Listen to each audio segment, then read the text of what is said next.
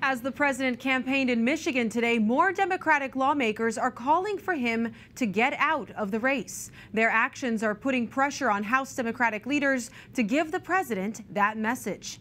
Capitol Hill correspondent Erik Rosales joins us with the latest. Erik, what's going on the Hill?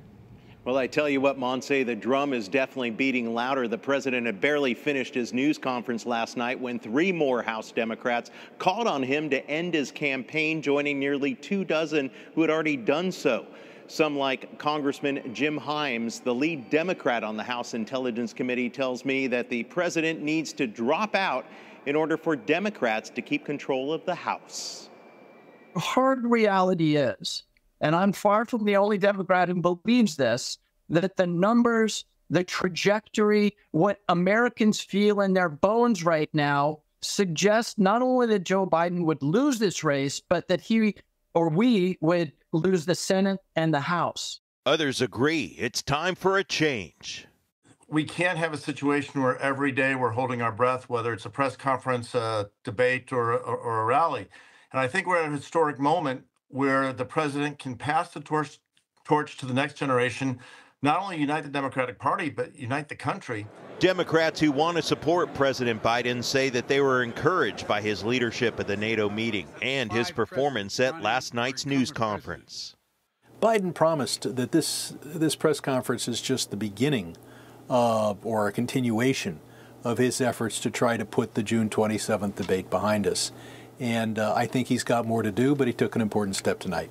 Senator Chris Coons says his colleagues are simply overreacting and getting all the attention. The 10% or less of House Democrats raising questions don't deserve the same coverage as the 90% of House Democrats who are saying that Joe Biden is going to be our nominee. But some Senate Republicans worry that President Biden is jeopardizing national security. This needs to stop. I'm tired of being told there's nothing wrong with Joe Biden. Do you want him in a room with Putin or Xi? I wouldn't let the guy buy me a car. I've known the guy. I like him, but he's compromised. So what happens if the president drops out? Congressman James Clyburn says he's confident Vice President Kamala Harris can do the job. Absolutely. No question about that. She has acquitted herself well in the job as vice president.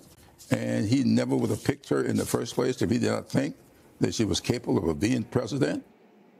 House Democratic leader Hakeem Jeffries says that he's been communicating with his members, and he even met privately with President Biden last night.